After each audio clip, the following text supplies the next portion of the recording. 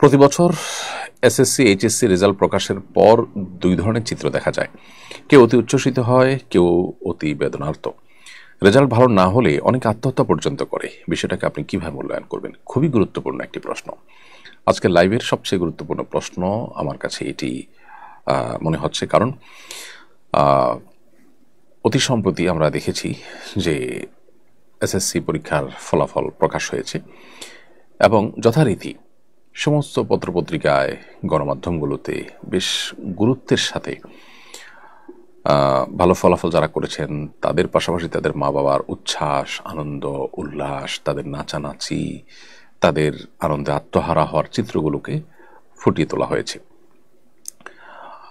কোন একজন গবেষক এবং এ বিষয়ে কোন একজন এক্সপার্টের বক্তব্য শুনছিলাম বেশ আগে। তিনি বলেছিলেন যে আমাদের দেশে যেভাবে পাবলিক পরীক্ষাগুলোর পর, বিশেষ করে এসএসসি, এইচএসসি এ জাতীয় পরীক্ষাগুলোর ফলাফল প্রকাশের পর সারা দেশে বাবা মা এবং শিক্ষার্থীরা যে আনন্দ উল্লাস করেন, শিক্ষা প্রতিষ্ঠানের মাঠে বের হয়ে আসেন, অনেকে রাস্তাঘাটে নিজেদের আনন্দ প্রকাশ করেন এবং বিশেষ করে মিডিয়াগুলোতে যেভাবে ফলাও করে এটাকে প্রকাশ করা হয়, প্রচার করা হয়, একেবারে প্রথম পাতায় আনন্দ উল্লাসের ছবিকে যেভাবে প্রকাশ করা হয়, এটা পৃথিবীর অন্য কোনো দেশে হয় না।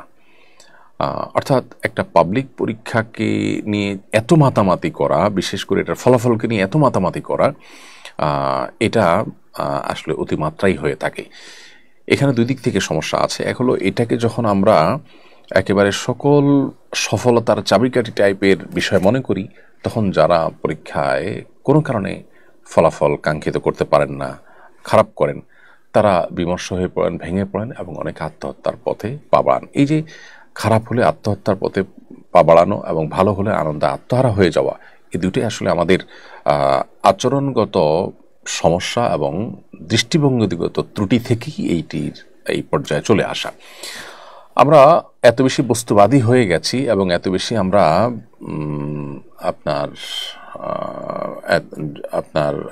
এত বেশি আমরা দুনিয়া পাগল হয়ে গেছি যে ক্যারিয়ারের জন্য একটা গুরুত্বপূর্ণ পরীক্ষা সন্দেহাতীতভাবে সেই পরীক্ষার ফলাফলকে আমরা এমনভাবে নিচ্ছি যে এটা আমার ডু অর ডাই এর মতো ব্যাপার।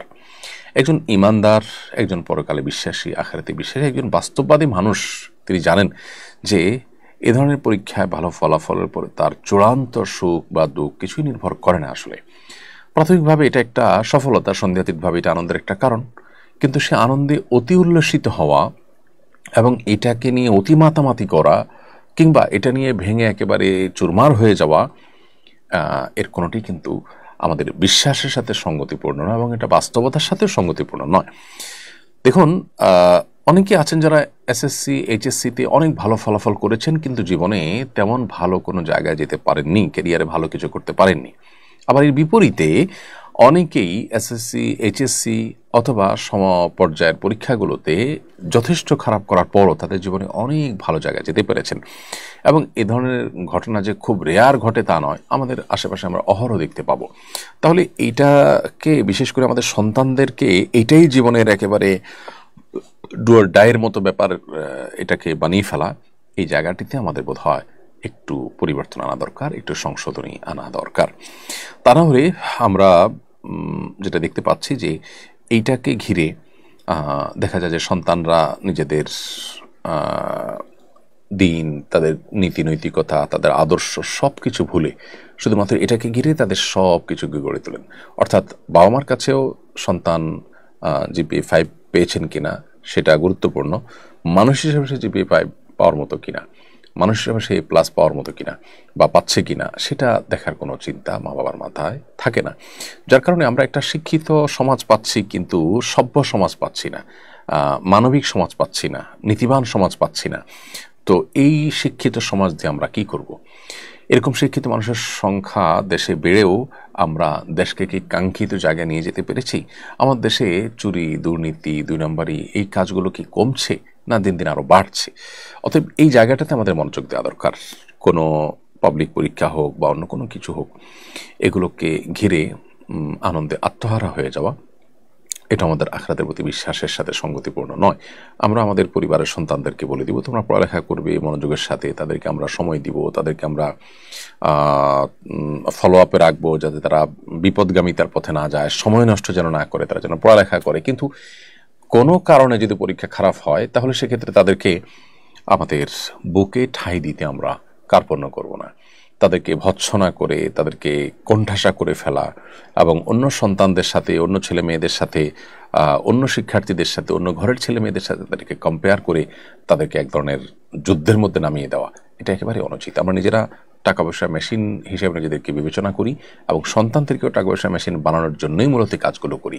এই অতি ক্যারিয়ার ভাবনা আমাদের সে ভেতরকার বস্তুবাদের একটা চরম যে দুরবস্থা আমাদের ভেতরে বিরাজ করছে সেটাকে শুধুমাত্র প্রকাশ করে। বিধায় আমার মনে হয় এই জায়গাগুলোতে আমাদের নতুন করে ভাববার যথেষ্ট সুযোগ আছে যে এটা আমার সন্তানের জীবন মরণের মতো কোনো বিষয় নয়। সন্তান মানুষের মতো মানুষ হচ্ছে কিনা, সে নীতিবান হচ্ছে কিনা, সে সঠিক পথে আছে কিনা, সে আল্লাভীরু হচ্ছে কিনা, সে মানবিক হচ্ছে কিনা, তার ভিতরে মানবিক গুণাগুলি আছে কিনা, সেগুলোর পাশাপাশি সে এই একাডেমিক পড়াশোনা যেন ভালো করতে পারে সে চেষ্টা তার মধ্যে আছে কিনা, এগুলো আমরা দেখবো ইনশাআল্লাহ।